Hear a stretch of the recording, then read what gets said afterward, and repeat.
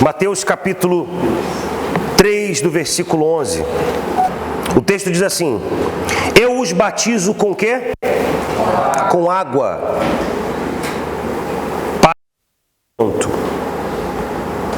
O batismo com a água é para quê? E o que é arrependimento, gente? O que é arrependimento? Arrependimento é mudança de mente. Arrependimento, a palavra arrependimento vem da palavra metanoia. Amém? Você já ouviu falar paranoia? Paranoia é uma mente paralela. A palavra metanoia significa mudança de mente. Eu pensava dessa forma, mas algo aconteceu e eu agora estou pensando dessa forma. Amém? Por que o arrependimento é importante? Porque se você acredita que você está certo, estando errado, não tem como você mudar. E o arrependimento é uma obra específica do Espírito Santo. É o Espírito Santo que nos convence que estamos errados. E isso é algo que é muito importante falar, pessoal, porque o Espírito Santo ele só pode entrar em uma casa, em um templo, num corpo, numa pessoa que está arrependida, do que fez, da vida que levou. Ainda que a pessoa diga: bispo, eu nunca matei, nunca roubei, eu nunca fiz nada, sabe, desse tipo. Mas pelo fato de você ser uma pessoa, você deve ter cometido erros, você deve ter feito coisas erradas, que fogem os padrões de Deus, os 10 mandamentos. Quem aqui você já roubou? Mesmo uma coisa pequena, um biscoito. Quem já roubou? Uma moeda da sua mãe? Então você... Todo mundo, querido. Alguma coisa que você pegou que não era sua. Então você quebrou o primeiro mandamento. Se você quebrou o primeiro mandamento, você já é culpado. O próprio Jesus disse que quem diz assim, que obedeceu 9 mandamentos, mas caiu em um, é culpado de todos. O padrão de Deus é muito alto. Se Ele não julgar segundo o seu padrão, está todo mundo no inferno. Ninguém é salvo. Mas o amor de Deus é tão grande que nos deu o seu Filho para pagar o preço por nós. E Ele não só entendeu que não adiantava apenas pagar o preço, Ele precisava nos dar uma condição sine qua non, algo ímpar, que nenhum outro Deus tem para os seus servos. A condição dele mesmo habitar em nós. Alguns dizem que não é necessário buscar o Espírito Santo, porque o Espírito Santo é algo que Deus dá a todo aquele que crê em Jesus Cristo. E não é assim que funciona. Não é dessa maneira. O Espírito Santo, ele vem sobre a vida de todo aquele que aceita Jesus como Senhor, mas o batismo com o Espírito Santo, o que transforma a pessoa em uma nova criatura, só acontece quando há uma entrega. Quando há uma consagração. Então existem pessoas que sentem uma presença gostosa, um arrepio, na hora que está orando, buscando, mas quando acaba aquilo ali, ela já não tem o mesmo prazer de fazer as coisas do modo certo. Ela não se sente culpada, ela não se sente, como é que eu vou dizer? Ela não se sente mal com aquilo que está fazendo de errado. E o Espírito Santo, uma das principais características dele é nos convencer do pecado. Nos convencer que somos perdidos. de nos fazer olhar a nós mesmos, saber quem somos. Que às vezes você não matou, você não roubou, você não fez nenhum desses pecados que a gente considera grande, mas você por dentro é podre porque você é invejoso, você é invejosa, você julga as pessoas, você tem sentimentos malignos dentro de você, você é vingativo. E porque não se fala sobre essas coisas, a pessoa fala, não, eu estou bem. Está tudo bem. Você é uma pessoa injusta. As pessoas fazem algo contra você, você fica revoltado, chateado, mas quando você faz com os outros, você acha legal. A pessoa que tem o Espírito Santo, ela é justa. A pessoa que tem o Espírito Santo, ela não é hipócrita. Ela não cobra dos outros aquilo que ela não faz. Ela não exige das pessoas aquilo que ela não está fazendo. Ela é honesta. Então, olha para si e percebe alguma dessas coisas que te atormentam por dentro. E quando se fala, você sente-se culpado. Isso é um bom. Isso é bom porque o Espírito Santo é que está causando em você esse sentimento, porque esse sentimento vai levar você a tomar uma atitude. Hoje em dia nós vivemos num tempo onde as pessoas não querem se sentir culpadas, elas não querem sentir-se culpadas das coisas erradas que fazem. Elas querem viver uma vida de acordo com os seus pensamentos, fazendo o que querem, sem se sentir culpada daquilo que estão fazendo. Por isso que elas buscam lugares onde só há música e adoração. Queridos, vocês precisam entender uma coisa. Deus não é como Satanás. Ele não obriga você a nada. Algumas pessoas se titulam de Deus por causa das coisas que fazem. Você sabia que Judas deixou o emprego para seguir Jesus? Sabia? Judas deixou o emprego dele para seguir Jesus. Judas expulsava demônios. Judas curou enfermos. Mas ele tinha um problema sério dentro dele. Avareza. A avareza no coração de Judas o destruiu. E a Bíblia diz no livro de Colossenses que a avareza é idolatria. A avareza, a pessoa que é avarenta, é idólatra.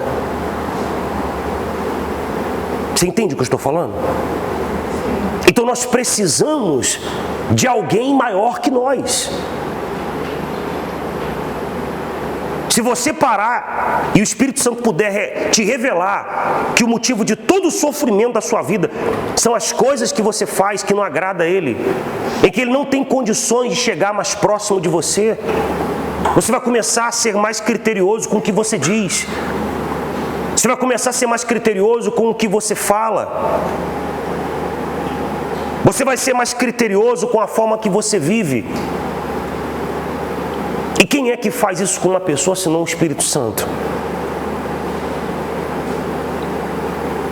O Espírito Santo, pessoal, é a bênção que Deus nos deu para sermos quem nós não podemos ser. Algumas pessoas dizem, não, o Espírito Santo é para a gente ter dons. Não, os dons você já tem sem ter ele. O dom é uma coisa que as pessoas já têm sem o Espírito Santo. O dom é um presente que Deus nos deu. O Espírito Santo não dá dons, ele dá frutos. O Espírito Santo é frutos. Frutos fala de caráter. O caráter de Deus, a mente de Deus. Uma pessoa que tem o Espírito Santo, antes de falar, ela pensa se aquilo vai agradar a Deus. Uma pessoa que tem o Espírito Santo, ela tem critérios para a sua vida. Uma pessoa que tem o Espírito Santo, ela pode cometer um erro, mas ela não permanece no erro. E o Espírito Santo vem quando você se arrepende, quando você vê o que você está fazendo. Quando você percebe quem você é, quando você vê o que você está fazendo. Então, o texto diz: eu vos batizo com água. João Batista estava pregando antes de Jesus. Eu vos batizo com água para arrependimento. O arrependimento é necessário para que a pessoa se batize. Você não tem que se batizar, vamos fazer um batismo também. Você não tem que se batizar porque você quer fazer parte de um clube. Você não tem que se batizar porque você quer fazer parte da igreja. Você tem que se batizar porque você se arrependeu, você viu o que você estava fazendo com a sua vida. Você estava irremediavelmente perdida. O que você estava fazendo com a sua vida, as suas decisões estavam conduzindo você para um caminho de morte. E você percebeu isso porque Deus te mostrou. E é só o Espírito Santo que faz isso. Você vê uma pessoa vivendo no pecado, você fala com ela, o que tem? O Espírito Santo não consegue falar com ela. Você está mentindo? Não, mas mentirinha pouca. É para eu poder fazer esse negócio. Mas isso aqui não é seu. Não, mas ninguém está vendo. Não há aquele peso. A pessoa ainda vive de acordo com a sua vontade. Então o arrependimento é muito importante. E o arrependimento vem quando você ouve a palavra. Se você não ouve a palavra, como que você vai se arrepender? Se você não soube que mentir é pecado e quem mente é filho do diabo, quem mente se torna filho de Satanás, você vai continuar mentindo. E o engraçado é que lá em Apocalipse fala de várias formas de mentira, porque tem muitas formas de mentira.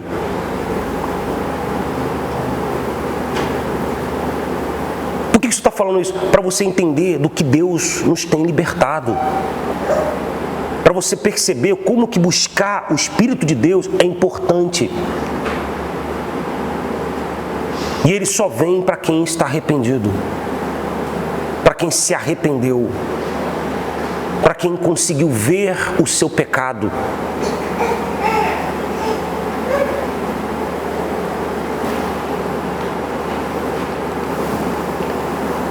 Mas depois de mim vem aquele que é mais poderoso do que eu, tanto que não sou digno nem de lavar as suas sandálias. Ele os batizará com o Espírito Santo. Amém? Amém. E com fogo. Ele vai batizar a gente com o quê? O Espírito Santo. Ele vai batizar com o quê? Com fogo. O batismo de fogo acontece quando a pessoa recebeu o Espírito Santo e ela é levada para o deserto. E nesse deserto ela vai enfrentar uma série de situações em que exatamente tem a ver com os problemas e os erros que ela comete, os quais separa ela de Deus, com o intuito de depurá-la, assim como o ouro no fogo. Quando você coloca o fogo, o que acontece com ele? Ele fica mais puro. As impurezas são queimadas. Aquilo que é podre é removido. Aquilo que é sujo é tirado. E o ouro se torna mais brilhoso e mais puro. E quanto mais quente aquele local, mais o ouro brilha. E mais ele reflete o rosto daquele que está o preparando. Então, olhe para si. Essa não é uma mensagem de condenação, pessoal, é uma mensagem de fé, porque você tem que ter responsabilidade com a sua vida espiritual. E fazendo o que eu estou fazendo, eu estou lavando as minhas mãos da responsabilidade de ter que dar conta de você, porque eu não te ensinei aquilo que era certo. Muitas pessoas vêm à nossa igreja participar com a gente, e quando elas chegam aqui, muitas delas não ficam por causa do nível em que nós buscamos colocar as coisas de Deus. Se eu contar para você as coisas que eu já ouvi, você cai para trás. Se eu te contar as coisas que eu já ouvi de pessoas que vieram aqui de outras igrejas, querendo servir aqui e fazendo propostas, querendo forçar a Deus a fazer o que elas querem, dizendo para mim que Deus entendia que ela tinha que se divorciar mesmo, porque o casamento dela era daquele jeito, estava errado, e que ela podia servir a Deus daquele jeito. Eu falei, não tem como, querido. Como que você vai servir a Deus fazendo isso? Não tem como, não dá. Você pode continuar participando do culto, fica à vontade. Ah, se for assim, então eu não quero. Então, que Deus abençoe. Não, mas eu sou dizimista. Já chega assim, eu sou dizimista. Eu trabalho assim, trabalho assado. Legal. Se eu tenho envelope, tem envelope do dízimo, está ali. Então, pastor, a minha situação é assim, assim, assado. Ó, isso está errado. Não dá não. Não pode ser assim não.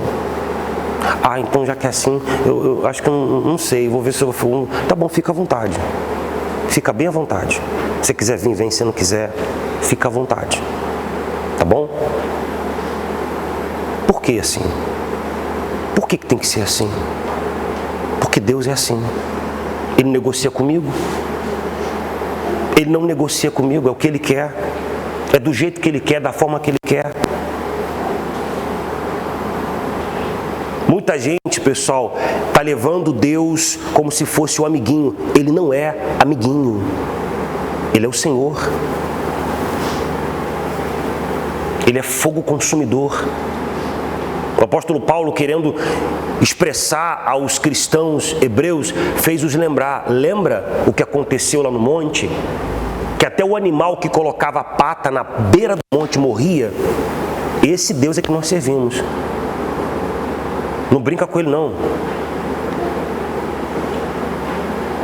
Ele salva, mas Ele também joga no inferno. Mas Ele ama a gente. E foi por isso que Ele nos deu Jesus. Jesus é uma pedra preciosa. Ele é maravilhoso demais. E para Ele ser adquirido não pode ser de qualquer forma. Ele mesmo nos contou uma parábola dizendo: o reino de Deus, olhe para mim.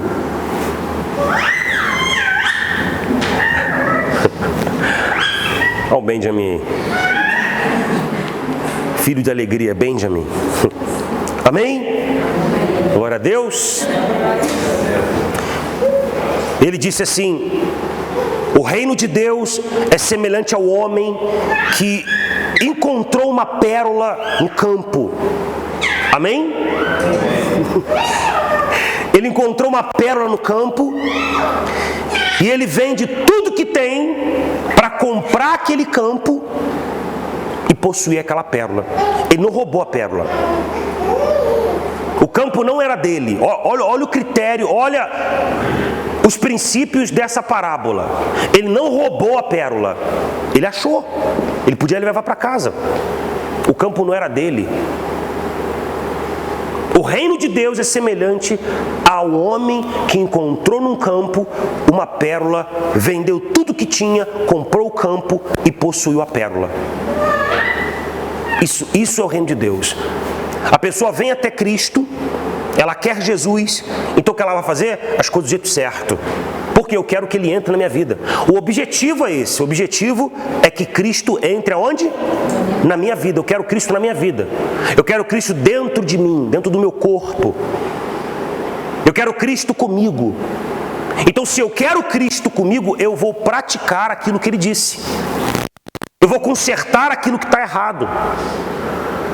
Eu sei que não é fácil, porque imagine você vivendo uma situação apertada, de problemas financeiros, problemas familiares, uma série de coisas erradas, e Deus está falando assim: larga tudo, para tudo e olha para mim.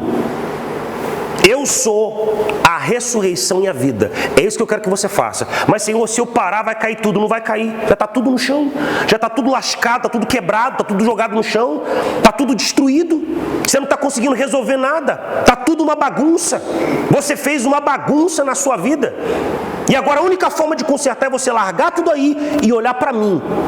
Se você olhar para mim, tudo vai voltar para o seu lugar. Amém. Glória a Deus. Se você olhar para mim, tudo volta para o seu lugar. É assim que funciona. Amém, Jesus. E aí começa o sacrifício, porque é difícil. Você está caminhando com Cristo e o negócio está caindo ali e você quer ir lá. Não, não vou. Eu vou olhar para Cristo. E você vai buscando. E quando você olha para lá, aquilo começa a se levantar. Porque você não pode ou não tem que depender só de você. Amém. Você não tem que depender só de você. Você tem Deus agora. Você não está mais só. Uma criança não se preocupa a não ser em brincar, em comer e dormir. À medida que ela vai crescendo, o pai vai permitindo ter mais responsabilidades. E ela começa a estudar. Mas ela não tem que se preocupar com aluguel, não tem que se preocupar com prestação, não tem que se preocupar com... Não tem nada, não preocupa com nada. É ou não é verdade? Assim é Deus com a gente. Às vezes eu vejo a Carolina fazer um cavalo de batalha porque ela quer uma coisa que na cabeça dela é a coisa mais importante. E fica bicuda, e fica chateada. Meu Deus, o mundo vai acabar. 13 anos, o mundo vai acabar, acabou tudo. Minha vida acabou, pai, minha vida... Minha vida acabou. Estou perdida. Estou no mato sem cachorro. O que foi, cara? Não estou conseguindo comprar isso aqui, essa boneca. Ai, meu Deus do céu, me ajuda, Jesus. O dilema da vida. Mamãe, o que a senhora acha? Estou preocupada, o que foi? Eu não sei se eu compro uma impressora ou se eu compro uma boneca. Não sei, o que eu faço? Não sei, Carol, é uma situação difícil que você está enfrentando. Você está entendendo o que eu estou falando? Quem está entendendo o que eu estou falando? Amém. Ela não se preocupa se ela vai ter que estudar, se ela tem que comer. Por quê? Está tudo ali. Você entende o que eu estou falando? O nosso desafio, pessoal, é tomar o fardo dele. O fardo dele é leve. É você ouvir o que ele está dizendo. É você compreender o que Deus está falando para você. É a metáfora da carroça que a minha esposa falou comigo uma vez. Que Deus deu uma carroça para o rapaz e colocou assim, ó, essa pedra aqui é o que eu quero que você faça. Você leva essa pedra aqui, uma pedra pequena na carroça, lá para cima do monte. Quero que você leve essa pedra lá para cima do monte. E ele pega, coloca a pedra e vai feliz da vida cantando, porque o fardo é leve, e vai cantando, levando a pedra. No meio do caminho, chega alguém e fala assim, poxa, meu amigo, eu estou carregando essa pedra pesada, me ajuda, você está com a carroça? Aí, não, vou te ajudar. Aí bota a pedra em cima, aí daqui a pouco ele começa a sofrer. Daqui a pouco a roda quebra. Aí ele dá um jeito na roda, aí continua, daqui a pouco outro, poxa, me ajuda aqui. Ele bota outra pedra. Aí ele para e começa a reclamar com Deus, meu Deus, por que isso, por que... Aí Deus fala assim, eu mandei você fazer isso. Eu mandei você fazer isso. Eu disse para você fazer isso. Foi isso que eu pedi para você fazer?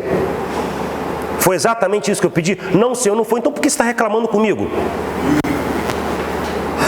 Por que você está reclamando comigo que está difícil, que está pesado, que isso, que aquilo outro, se você está fazendo o que você quer e não o que eu mandei você fazer? E ele foi lá e tirou a pedra, consertou a carroça, porque agora tem o processo, né? Agora tem o processo de você ter que tirar a pedra, deixar a pedra que ele colocou para você, consertar a roda da carroça, para você voltar para o caminho. Você está entendendo o que eu estou falando? O que Deus mandou você fazer? Você pode gritar, penhar, chorar, ficar bicudo, não tem problema. Pode ficar. Ele não vai fazer o que você tem que fazer. Você entende? Continua olhando para Ele. Continua fazendo o que Ele falou. E olha, nessa trajetória vai acontecer de pessoas verem você fazer isso e se sentirem feridas. Por quê? Porque elas não têm coragem para fazer o que você vai fazer. Aí sabe o que vai acontecer? Por cada ferida dela vai começar a querer jogar cal em você e falar assim, não precisa você fazer isso não. Não precisa. Não precisa você. Não, olha, isso aí, acho que isso é exagero. Isso aí é demais. Você está exagerando. Mas aí, para você poder considerar o que está sendo falado, olha para a vida dela. Como que você vai dar um conselho para uma pessoa se você não tem isso na sua vida? Você até ouve por educação, não, obrigado pelo conselho, tá? Mas eu vou continuar no meu caminho. Até aqui está dando certo, até aqui o Senhor me ajudou, eu vou continuar nesse caminho. Eu vou continuar nesse caminho. Você vai encontrar. Você vai encontrar problemas. Pessoas que vão tentar impedir você de fazer aquilo que Deus mandou você fazer. A exemplo do profeta. Deus falou assim, ó, vai para a cidade, prega e profetiza lá. Ele foi, mas quando você terminar, não volta por esse caminho. Não volta. Volta por outro caminho. E ele chegou lá, pregou, fez o trabalho todo. Quando acabou de pregar, encontrou com um profeta velho. E o profeta velho falou assim, ô rapaz, Deus também fala comigo, vamos por aqui, passa na minha casa, come. E Deus falou assim, não come pão, não come nada lá. Por quê? Porque Deus sabia. Deus sabia, pessoal. E ele novo, ingênuo, comeu pão na casa do cara, bebeu lá, tudo que Deus falou para ele, não fazer. E na hora de voltar o profeta, não, volta por aqui, porque Deus fala comigo também. Deus fala comigo também, vai por aqui. E ele foi. No meio do caminho, o leão matou ele. E só matou. Deixou o corpo dele lá, não comeu, não fez nada, só matou ele. Para todo mundo que passasse visse o corpo do profeta. Então Deus está falando para você. Valorize o Espírito de Deus. Busque Ele. O Espírito Santo, pessoal, é a condição que Deus nos deu para vencer os problemas desse mundo. Atos dos Apóstolos, capítulo 2, versículo 38. Abra aí, por favor.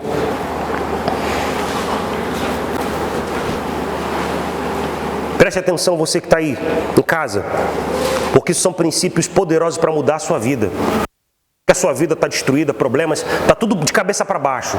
Guarda o que você está ouvindo, que tua vida vai mudar. Não sai daí não, daqui a pouco a gente vai orar. No nome de Jesus. Atos dos Apóstolos, capítulo 2, versículo 38.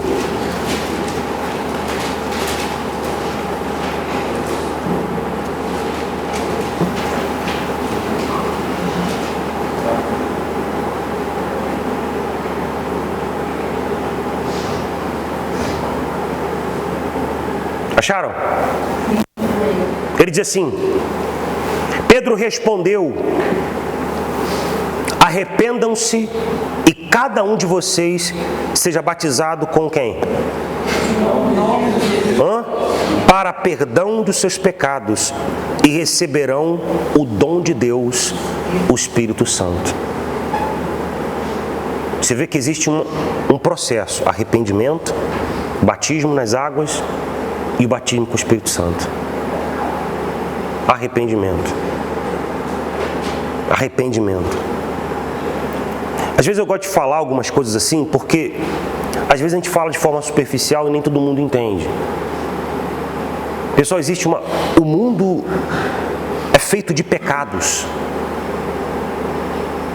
A concupiscência dos olhos. A concupiscência da língua. A Bíblia diz que a nossa língua é um órgão pequeno, mas que pode pôr o nosso corpo inteiro no inferno. Você sabia que você pode ir para o inferno? Nós podemos ir para o inferno pelo que nós falamos? Você sabia que Deus vai nos julgar pelo que falamos? Todas as palavras que nós falamos, nós vamos dar conta delas? Você sabia disso? Se não sabia, fica sabendo. Então, com tanta coisa, pessoal, que a gente precisa observar, será que não é legal a gente se voltar para Deus? Eu estou falando isso, pessoal, porque nessa semana, ou nesses dias, nós vamos começar a jejuar.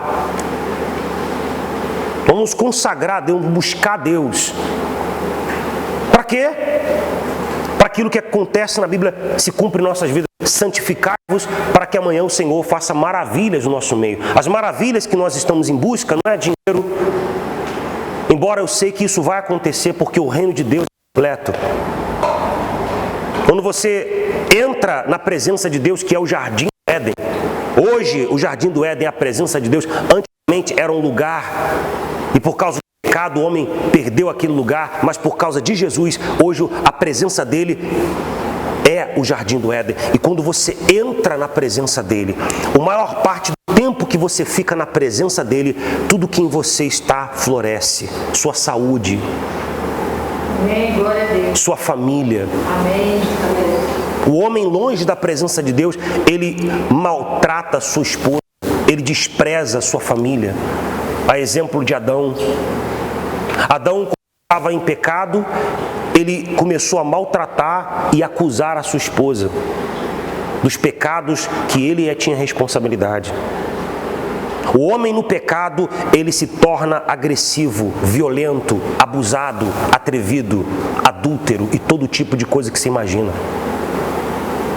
Mas o homem na presença de Deus, ele é doce, é firme, é fiel, porque o seu objetivo, querido, é a glória de Deus.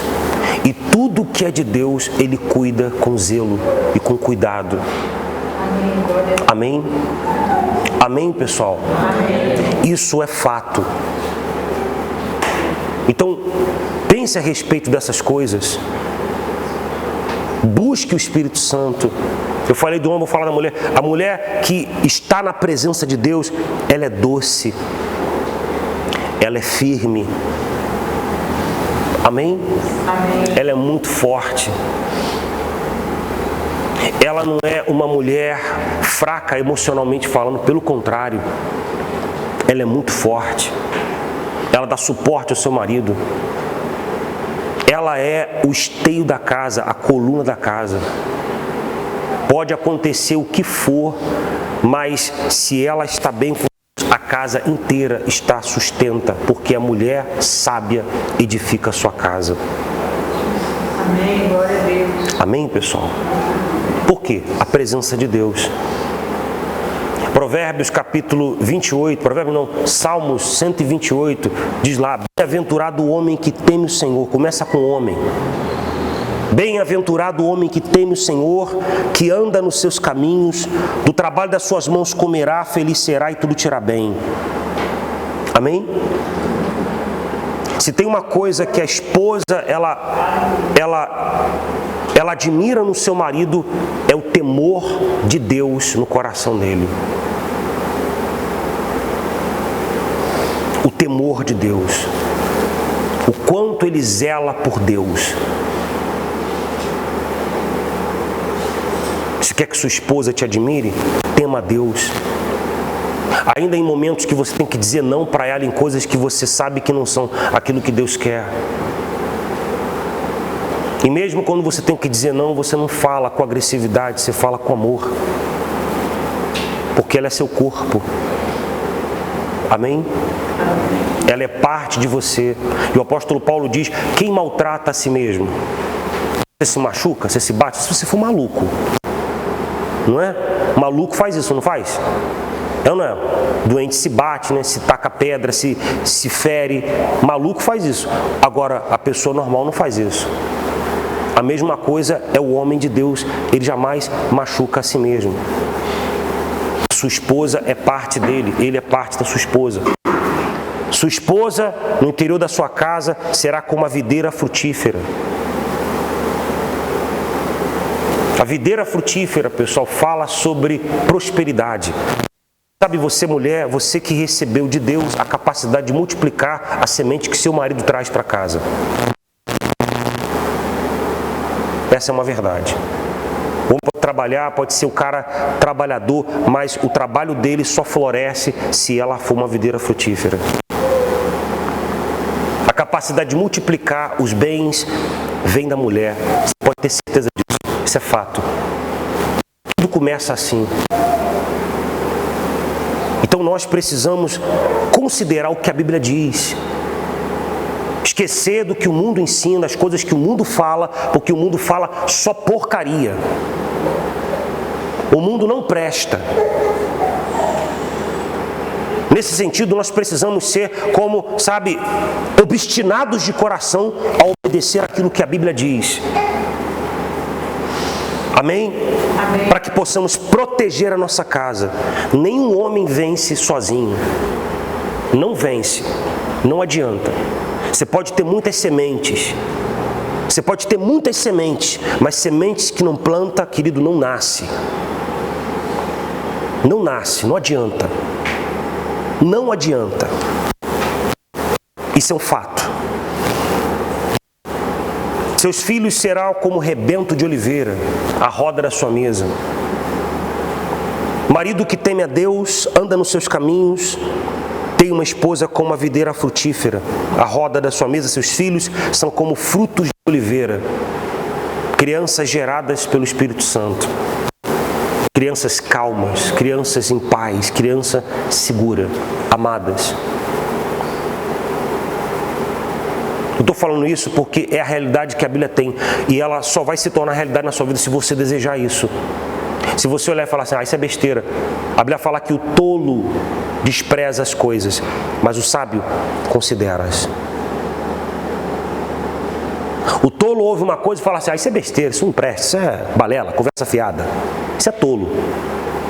Mas o sábio, ele ouve essas coisas e considera. Peraí, tem sentido. Tem sentido. Como será o homem que teme o Senhor? É assim que será um homem que teme o Senhor. A Bíblia tem o padrão do homem que teme a Deus. E o temor de Deus, querido, é fruto do Espírito Santo. Então Pedro diz assim: arrependei-vos. Pedro respondeu: arrependam-se e cada um de vocês sejam batizados em nome de Jesus Cristo para perdão de seus pecados e receberão o dom do Espírito Santo.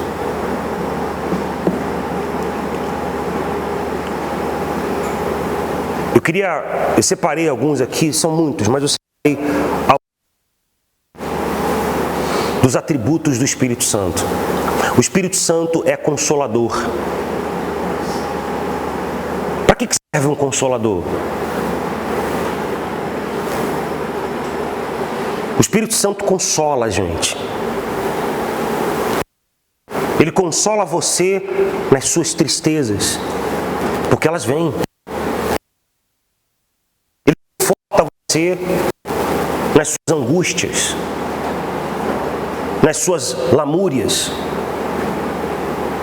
O Espírito Santo é conforto.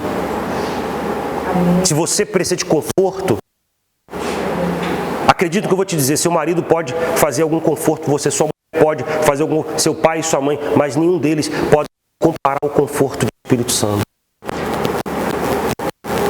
Ele tem que ser a pessoa mais importante na sua vida. É dele que vem condição para você continuar a sua vida. O Espírito Santo nos convence do pecado. É Ele que nos convence do pecado, Ele que mostra pra gente isso está errado. Uma mulher que tem o Espírito Santo, ela coloca uma roupa e aquela roupa está insinuativa, ela sente Deus cobrando dela, não faça isso. Porque o Espírito Santo, pessoal, ele sempre vai levar você a pensar nos outros, sempre. Nunca só em você. O Espírito Santo não é egoísta.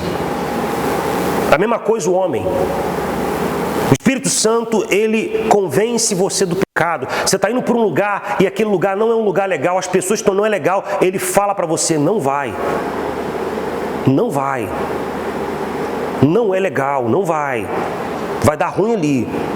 E quem tem o Espírito Santo, ele sente esse pesar no coração. Cara, não estou me sentindo bem aqui, eu estou saindo fora. E ele sai fora, daqui a pouco acontece um problema. O Espírito Santo convence, ele convence do pecado. A pessoa está fazendo uma besteira, uma coisa errada, a mente dela está, atordoada, porque o Espírito Santo falou, cara, sai fora daí, você está me ferindo, você está me machucando, eu não quero que você faça isso, isso vai me separar de você, eu não quero sair de você. Então ele para, ele sai fora. Por quê? O Espírito Santo convence do pecado. Amém? O Espírito Santo nos convence do perdão. É Ele que nos convence do perdão de Deus. O Espírito Santo traz paz. Quando você confessa o seu pecado, você se arrepende do que fez, Ele imediatamente te convence, você está perdoado. É uma certeza. Ninguém tem que falar nada para você, não precisa de ninguém. Não precisa do pastor, não precisa de ninguém, não precisa de ninguém. Dentro de você, uma certeza que traz você paz. Paz com Deus. Paz. Ele convence você. Você está perdoado, meu filho. Você está perdoado, você está livre. O Espírito Santo convence do juízo. O Espírito Santo nos convence que um dia todos nós vamos dar conta do que falamos e do que fazemos. Ele nos convence. Ele convence você. Você não quer, mas Ele convence você. Ele te prova. Ele prova para você. Eu estava vendo um estudo de um britânico. Ele trabalha com reanimação pulmonar. E esse homem viu muitas pessoas que morreram e voltaram. E nessas mortes, 4, 7, 10 minutos, mortos, cientificamente provado que estavam mortos, ele decidiu fazer um experimento. O que ele fez? No quarto onde ele fazia o trabalho de reanimação das pessoas, ele colocou uma frase escrita no teto. E as pessoas que disseram para ele, todas elas, unanimemente, que saíram do seu corpo, subiram e depois desceram. E ele escreveu uma frase no teto do prédio. Pasmem. Todas as pessoas não sabiam. E todas elas falaram para ele o que estava escrito no teto.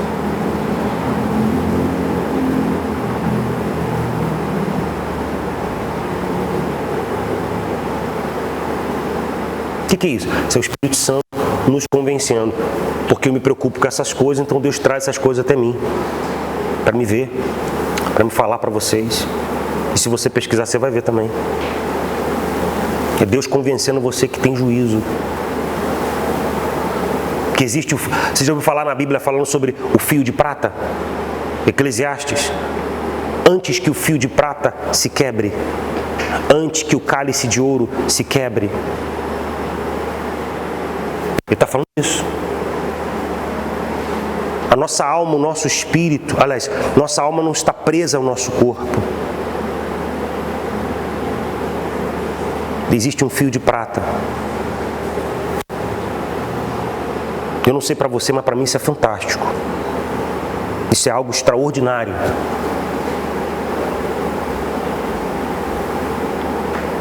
Isso é algo maravilhoso. Está ordenado ao homem morrer uma só vez, e depois disso vem o juízo. É o Espírito Santo que convence. É o Espírito Santo que convence você, que faz você acreditar que isso é fato, que isso é verdade.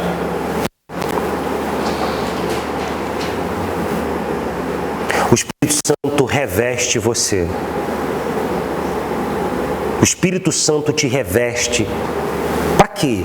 Para você vencer o diabo, para você vencer o pecado. Ele reveste você. Porque eu não sei se você sabe, nós estamos em batalha espiritual. É o Espírito Santo que reveste você de coragem para enfrentar as forças demoníacas. É o Espírito de Deus.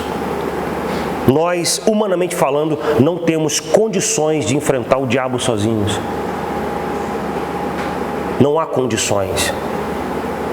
Não existe condição para isso em nós. 6. É Ele que nos ensina a respeito da mente de Cristo.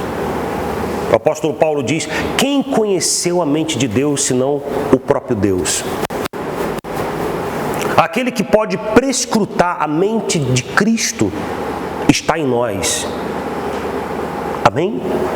Amém. Então, se eu tenho aquele que tem a mente de Cristo, eu penso como Cristo. Ou eu devo pensar como Cristo. eu falo essas coisas para que você pense, para que esteja no ar dentro de você, para que você se encontre. Nós precisamos buscar o Espírito de Deus. Precisamos nos separar para que possamos recebê-lo. Amém? Quando acontece o batismo com o Espírito Santo, a exemplo de Pedro, a exemplo de Paulo, que foram transformados. Todos os outros foram, mas esses são os que mais trazem a evidência. Pedro negou Jesus. A mesma coisa que Judas fez. Ele negou Jesus. Ele disse: Senhor, eu estou pronto para ir para o cárcere como para morrer por ti. Jesus falou assim: rapaz, você vai me negar 3 vezes. Você vai negar que me conhece 3 vezes.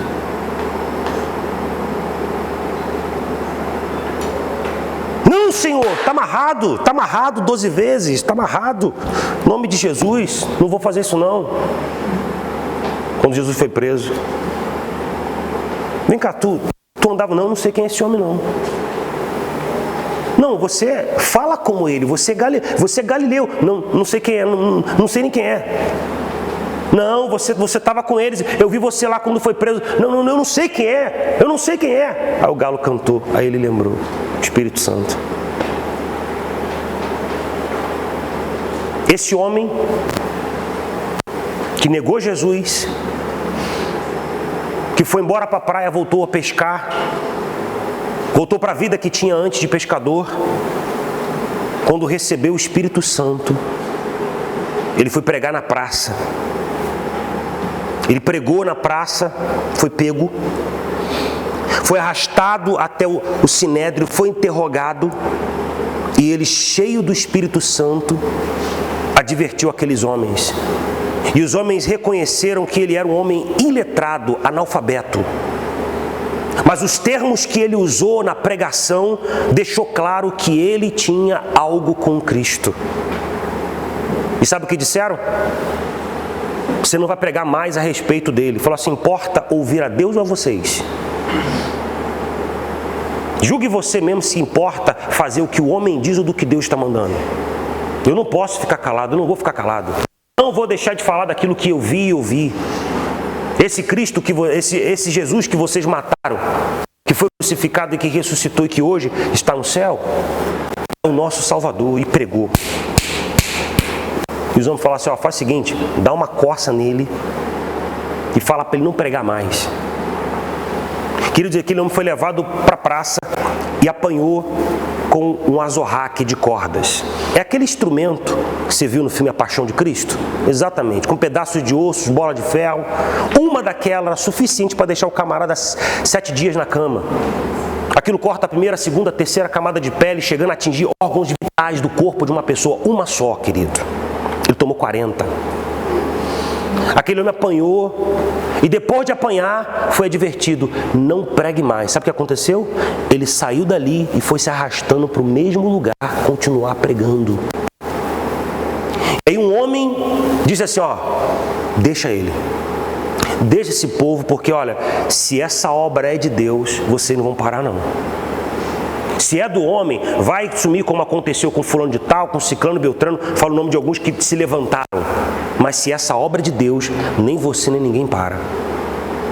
Amém. Aquele homem que apanhou, que tinha medo de morrer, estava fazendo algo que... Quem que faz isso? O Espírito de Deus. O Espírito de Deus. O Espírito de Deus transforma a pessoa. Paulo era um homem que conhecia a lei. Paulo era judeu, tinha naturais.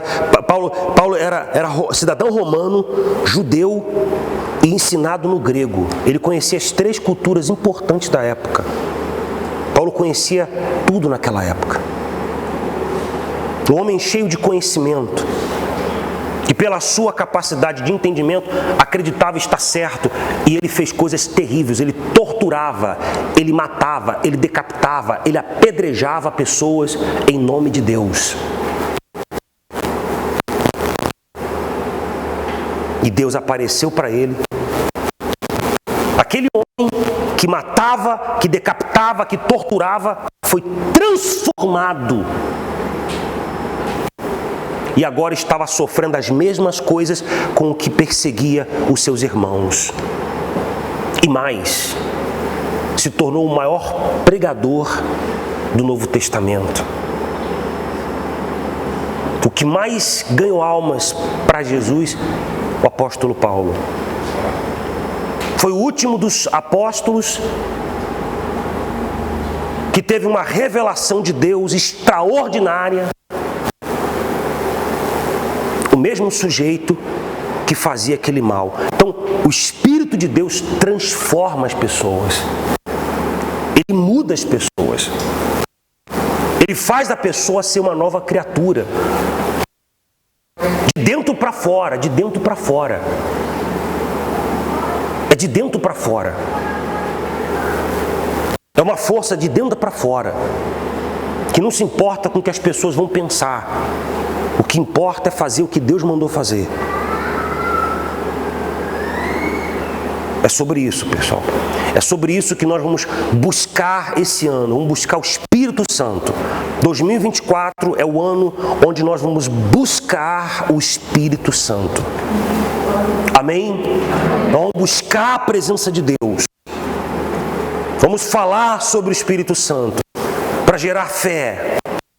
Porque a fé vem pelo ouvir e ouvir da palavra de Deus. Nós precisamos do Espírito Santo, porque Ele pode nos revelar coisas que nós não vemos. Situações em que você vive no seu casamento, na sua família, no seu lar, na sua vida financeira, que parece não ter solução. E isso parece não ter solução porque você ainda está vendo com seus olhos. Porque a partir do momento que você vê com os olhos de Deus, o milagre acontece. A partir do momento que você enxergar o que Deus está querendo te mostrar, a coisa muda. E aí vai acabar esse negócio de divórcio, vai acabar essa palhaçada de coisas que a gente tem visto hoje dentro da igreja, que não era para ter. Que não era para ter. Que tem porque as pessoas deixaram de confiar em Deus. Deixaram de colocar a sua esperança em Deus. Por isso não conseguem correr. Por isso se cansam. A visão das pessoas hoje não está mais em Deus. Um culto como esse, para muitas pessoas, é monótono, porque se fala muito. Jesus pregava 4 horas no monte e as pessoas ficavam ouvindo. 4 horas, querido. Desejosas de ouvir aquilo que Deus estava falando. E nós queremos, querido, de coração, que a Igreja Batista Construindo Vidas trabalhe com essas duas pernas, a palavra e a fé. A palavra que é o próprio Cristo. A palavra que é o próprio Cristo. E a fé. É a única coisa que nos conecta a Deus. É a fé, querido.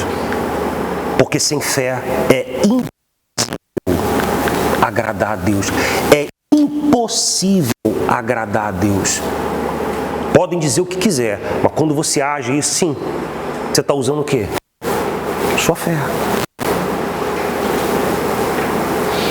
Pode falar o que for. Por que você fez isso aqui? Porque você quer que Deus tire você ou tire de você aquilo que te separa dele. Isso agrada a Deus. Isso agrada a Deus. É igual quando o seu filho, você que tem filhos pequenos, que já começaram a fazer desenho, brinquedinhos, não tem? A bebezinha, quando chegar lá e começar a querer desenhar, aquele desenho horrível, horrível. Você já viu? Já fizeram para você? Eu tenho um monte, tudo guardado, horrível, com pinturas sem formas. E aí vai falar, papai, olha você, bonito, né? Lindo, meu filho. É isso aqui. É quando a gente age a nossa fé, ele vê, minha filha, meu filho quer me agradar. Meu filho e minha filha quer me agradar, quer a minha atenção. Eu estava ouvindo ontem os áudios da Carolina, pequenininha, lá na África do Sul. O tempo todo, papai te ama. Papai te ama. papai, te amo. Brincando comigo o tempo todo. Carol, estou dirigindo. Papai, te amo. O tempo todo. Por quê? Porque ela quer. Ela nos quer. E é o que Deus espera da gente. Que a gente queira Ele. A gente queira agradar Ele. A gente queira honrá-lo. Ele quer ser o primeiro na sua vida. É isso que Ele quer. Cristo quer ser o primeiro na sua vida. Ele quer ser o primeiro na sua casa. Ele quer que você agrade Ele. Que você chegue na igreja, Senhor, eu fiz isso aqui para o Senhor, para te agradar. Aquilo que você está fazendo, querido, nunca vai trazer nada ou vai comprá-lo. Mas não é o que você está fazendo, não é o que você está apresentando. É a intenção por trás disso. É isso que agrada a Deus. Por isso que ele disse para Abel: agradou-se o Senhor de Abel e de sua oferta. Não agradou o Senhor de Caim e nem da sua oferta.